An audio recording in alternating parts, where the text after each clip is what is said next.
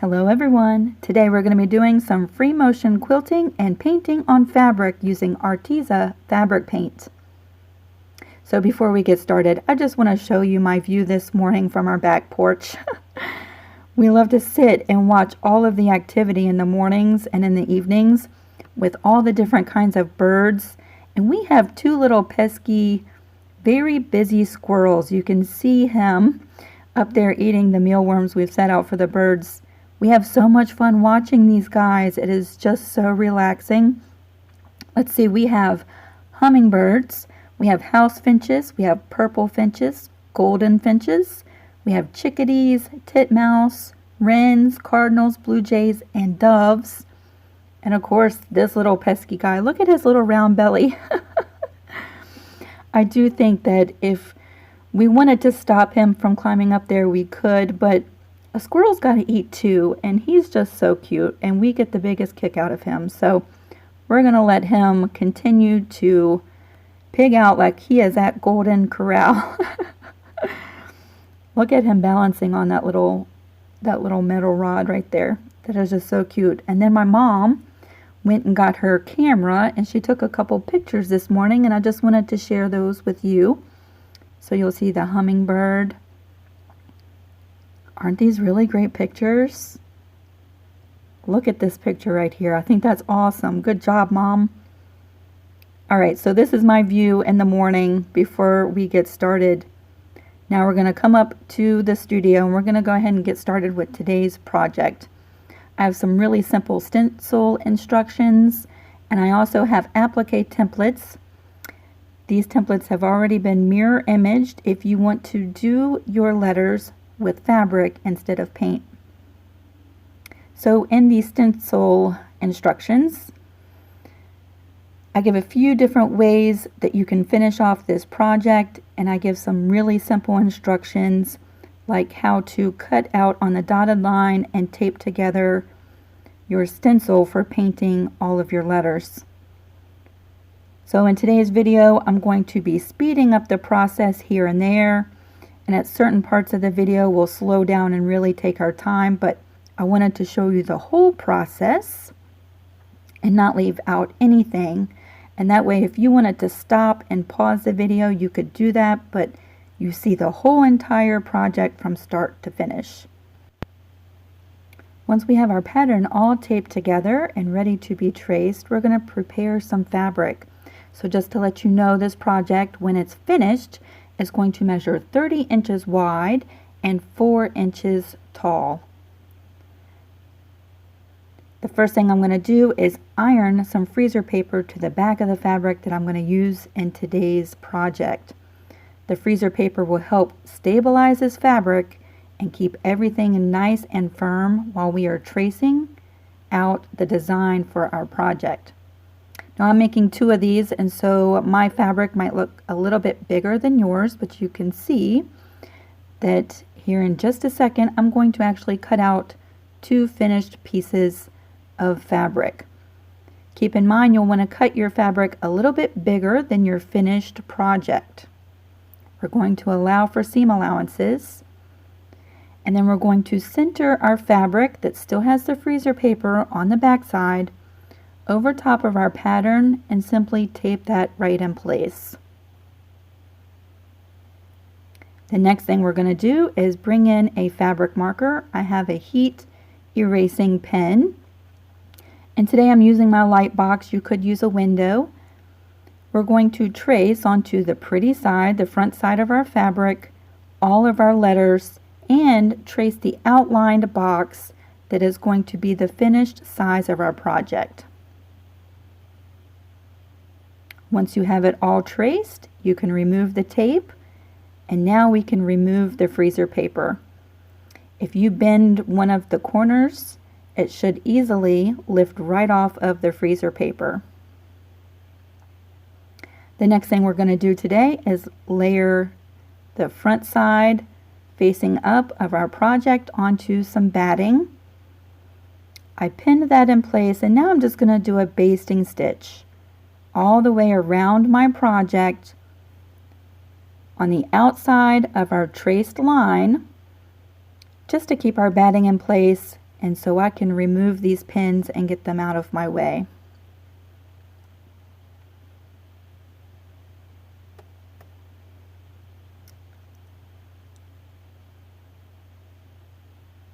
Now at this point, you can bring in your backing fabric if you want to finish off your little project with traditional binding. I'm going to finish mine in two different ways today. However, I still laid a scrap piece of fabric on the back side because my machine really likes the extra stability that the fabric adds underneath of that batting. However, when I'm done, you won't see all of the quilting from the back side of my project because we will be adding another back. Now comes some fun stuff, and we're going to start free motion quilting all of our letters. Now if you haven't done this before, you might have to slow down and really take your time, but this is a really great smaller project to help you get used to maneuvering the fabric underneath of the needle. So if you haven't tried this yet, break out some scrap fabric, sit down with your machine, and give this project a go. Now you can see I'm being really careful. You do not have to go fast. You go as slow as you want and simply follow the traced lines for each one of the letters. So I'm going to bring you along as we free motion quilt over each one of our letters. However, I am going to speed this part up so that we're not here until dinner time because I really do take my time and also enjoy the process. So do not feel like you have to rush through doing this part. Now for this project, I got my inspiration. I had to go to the dentist the other day to get a crown on a root canal that I had done recently. And right next to my dentist office is a Hallmark retail store. And I was walking by the window, and in the window they had all of these wood plaques with different really cute sayings on them. And this is where I got my inspiration from. I wanted to buy one of each of them. And then I thought, no, you know what, Lisa, you could make these. And so that is where the inspiration for this project came from. I'll show you here in a little bit how I'm going to give my interpretation of a quilted wood plaque with a cute saying on it. And I just thought that this saying here was kind of appropriate for my studio because even though we have some techniques that we should always follow, like a accurate 1/4 inch seam allowance, things like that just really aid in constructing our quilts and our projects. Sometimes I don't think that we should put rules on our creativity. And I really like to think outside the box sometimes when it comes to different ways of accomplishing tasks. And so for my studio, this is the only rule that I have, that no rules are allowed. We are coming to our last letter, and we will finish this up and move on to the next phase of this project.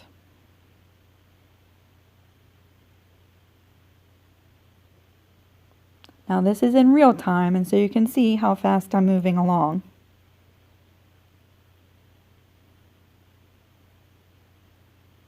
Now I'm going to switch out my presser foot to a regular 1/4 inch pressing foot. You could use a walking foot if that is more helpful for you. And this part is totally optional, but I wanted to add some additional quilting to my project. So I thought, how appropriate would it be to add some wood grain lines, some quilting lines that replicate a wood grain finish along the edges of my project. And so that's what I'm doing here. I'm just doing straight lines of quilting, and I jump from one line to another. All of my lines are different lengths, moving back and forth. Sometimes I stop at the end of the line. Sometimes I reverse to the beginning of the line. There are no rules. Remember that. But we're just going to do lots of little lines to replicate a wood grain finish. And again, this is totally optional. You do not have to do that, but it will help quilt your project. So I'm just going to bring you along as I do that on one side, and then we'll flip the project over, and I'm going to do the same exact thing on the other side. For this project today, I am doing 2 of these.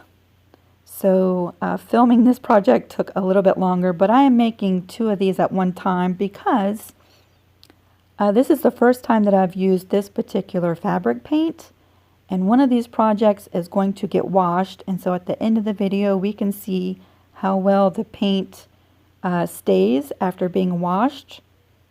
I have some plans for this paint if it works out, so that will be in the near future.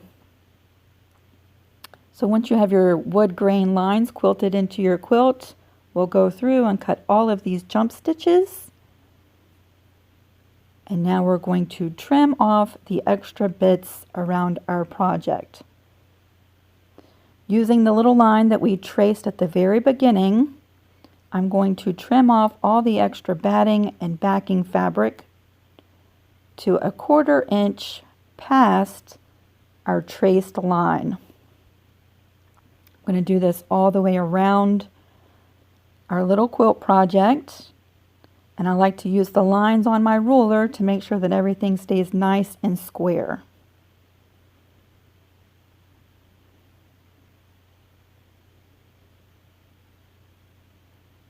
Because of the length of this project, you might have to cut a little bit and readjust.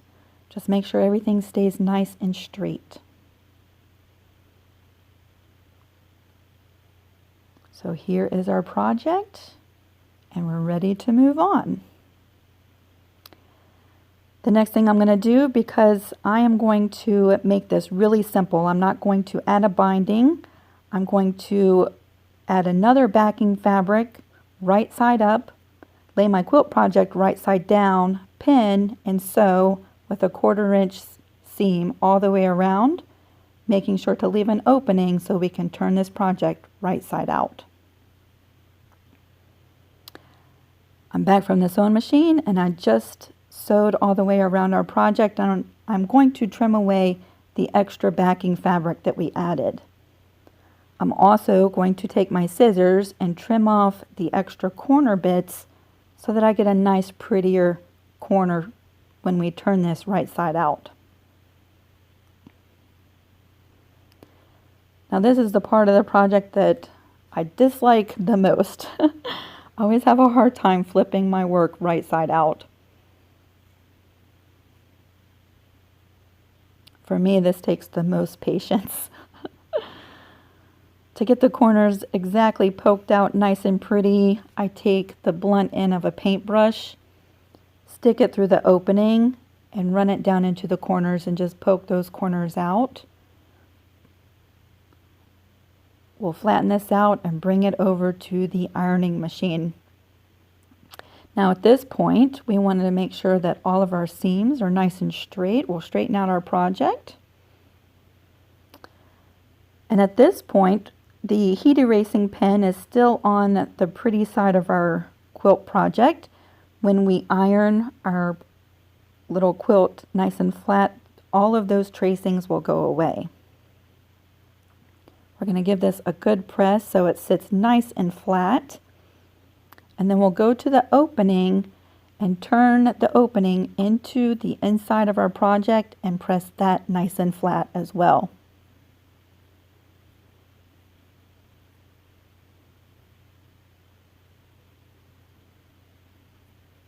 I'm using a little bit of steam with a cotton setting and just pressing the whole quilt.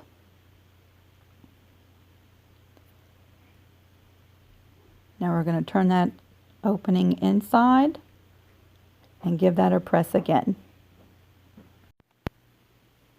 Now I will say, if you left more than 1/4 inch around your opening, I do think you'd have an easier time tucking everything inside your quilt. I always forget that, and I always trim my projects to 1/4 inch, and then I struggle a little bit trying to do this. I'm going to have to make myself a little Post-it note and leave it at my cutting table for the next time. Once it's pressed, we're going to start with the fabric painting, and this to me is one of the fun parts as well as the quilting. Now today we're using Arteza fabric paints, and I've never used these before. However, I have a quilting project in mind and I want to find the perfect fabric paints, and so I'm just experimenting with these today because they just came in the mail. I got them from Amazon. If you want to check out the listing, I'm going to put it in the description box below. And you can sort of use this video as a little review. We'll see how it goes. They come in nice sized bottles. There's 10 colors in this box, and you have your primary colors, and then a green and a pink and a purple, a white and a black, and then a metallic silver and a metallic gold. So that's really pretty. Again, I've never used these. However, the instructions looked really simple.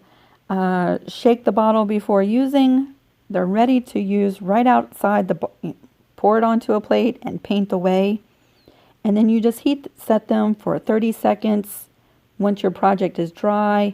And that's it. You're supposed to be able to wash and dry your project after that. And so at the end of this video, we're going to see what one of these little projects looks like after it's gone through the wash. Now you can also check out fun little fabric crayons like this. You could also use fabric markers, and you can also use textile mediums that you mix with acrylic paints to make your own fabric paint as well. So whichever kind of method you like to use when painting on fabric, make sure to follow the instructions for the type of product that you are using. So now we can start painting, and it's as simple as staying in the lines. Now, if you love to paint, then you're going to really enjoy this process. If painting is not something that you consider fun, then this process might be a little daunting, especially if you're a perfectionist. Because staying in the lines is a little bit tricky to do. Now I will say I really love the color. This is the straight blue out of the bottle. I didn't mix it with any other color. And I will say that the color seems a bit transparent. So if you're looking for more of an opaque finish, then you might want to do another coat of paint. I went ahead and painted both of my little quilt projects because I think we would have been here a little over an hour doing that. I let it dry, and we're going to go ahead and heat set my letters before we continue on because I do not want to risk messing up my letters when we do the next part of the process. Now to replicate a wood finish, I took red, yellow, blue. Let's see, red, yellow, blue, and a little bit of black, and mix that together to get a brown color. And then to lighten it up, I added a little bit of white. Then it was kind of reddish, so I added a little bit more yellow in there. But I got a pretty brown color. So we're going to use that with a very cheap coarse brush that I got from Joann's. And we're just doing a dry brushing technique to replicate some wood grain finish on my quilt. And I really like the effect of the edges being darker and it getting lighter towards the center of my project. Of course, your project, you are free to paint however you like, and even if you don't want to paint it, that is totally up to you. Again, there are no rules with this project. Now, one of my first loves in the art world was painting, and so this project incorporates two of my favorite things to do, quilting and painting. So I'm all about this project. We're going to let that dry and then heat set this project one more time. Now, keep in mind, I should have put some paper down to protect my work surface. This paint did not want to wash off, and so I needed to take a magic eraser and that did work to get the paint off of my cutting mat. So make sure you protect your working surface so that you don't have to clean up after yourself like I'm doing here. However, it all came off, and so all is well. Have you ever done that? Just been so excited to start a project and not think about protecting any of your work surfaces or tools, and then after the project is over, you're like, oh no, look what I've done. All right, mess is cleaned up and we're going to get back to work. Both of my projects are heat set according to the directions. And now for one of these projects, I'm going to stuff like a pillow. And I don't have any poly fillings, so I'm going to use some scrap pieces of batting. We all have that laying around, and use that as my filler for one of these projects and make a cute little pillow that can rest on my windowsill. The other project I'm going to leave flat, just like a little plank of wood, and that could be pinned up on a wall. And so that's probably what I'm going to do with the flatter one. So there's two different options and ways to finish off this project. Here's my pillow. I hand stitched the opening closed after it was filled right here.